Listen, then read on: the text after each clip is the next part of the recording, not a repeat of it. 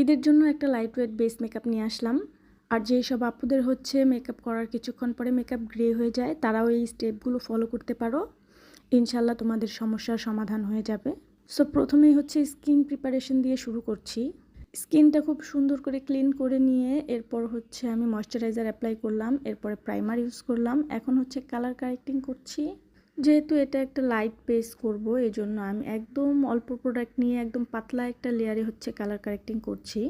আর colour correcting করার main রিজনটাই হচ্ছে আমার বেসটা যেন গ্রে হয়ে না যায়। সো এরপর হচ্ছে ফাউন্ডেশন অ্যাপ্লাই করব। এটা হচ্ছে আইম্যাজিকের একটা ফাউন্ডেশন, শেডটাও দেখাই দিলাম। এরপর আমি হচ্ছে ফাউন্ডেশনটা অল্প করে আমার হাতের উপর একটু নিয়ে নিব, ডিরেক্ট ফেসে অ্যাপ্লাই করব না। এরপর বিউটি ব্লেন্ডারটা আমার হাতের উপরে একটু একটু ড্যাব ড্যাব করে অল্প অল্প প্রোডাক্ট নিয়ে এরপর পুরো ফেসে হচ্ছে এটাকে ব্লেন্ড করে দিব। আপুরা হচ্ছে ফাউন্ডেশনের শেডটাও ভালো করে বুঝে নাও। দেখো আমি কিন্তু এখানে জাস্ট একটা শেড লাইটার হচ্ছে ইউজ করেছি ফাউন্ডেশনটা। এর চেয়ে বেশি লাইট ফাউন্ডেশন ইউজ করলে কিন্তু অবশ্যই ফাউন্ডেশন কিছুক্ষণ পর গ্রে হয়ে যাবে। সো এই দিকটা হচ্ছে তোমাদের খেয়াল রাখতে হবে, নিজের স্কিন টোন অনুযায়ী হচ্ছে ফাউন্ডেশন অ্যাপ্লাই করো। এরপর হচ্ছে আমি হাইলাইটিং পয়েন্টগুলো একটু কনসিল করে নিলাম এবং লিকুইড ব্লাশ ইউজ করে নিলাম। এখানে আমি একটা জিনিস ইউজ করি নাই, বলো তো সেই জিনিসটার নাম কি? এরপর হচ্ছে ব্লেন্ডিং করতে হবে খুব ভালোভাবে। ব্লেন্ডিংয়ে কখনোই কিপটামি করা চলবে না। ব্লেন্ডিং যত ভালো হবে বেস তত ভালো হবে।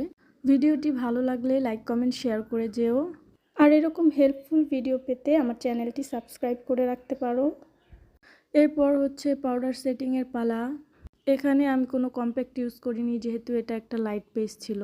সো প্রথমেই হচ্ছে চোখের নিচটা বিউটি ব্লেন্ডার দিয়ে খুব সুন্দর করে ব্লেন্ড করে তারপর হচ্ছে পাউডার দিয়ে সেট করছি। অল্প অল্প পাউডার নিয়ে সেট করব, একবারে বেশি পাউডার নিলে বেসটা কেকি হয়ে যেতে পারে।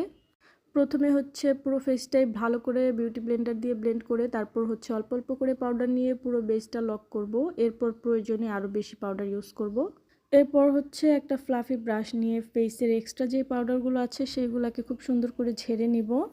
এরপর হচ্ছে আমি কন্ট্যুর করব। কন্ট্যুর ব্লাশিং এগুলো হচ্ছে তোমরা তোমাদের মন মতো করতে পারো। যেহেতু হচ্ছে এটা একটা লাইট ওয়েট বেস, এখানে হালকা হালকা সব কিছু করলেই ভালো লাগবে।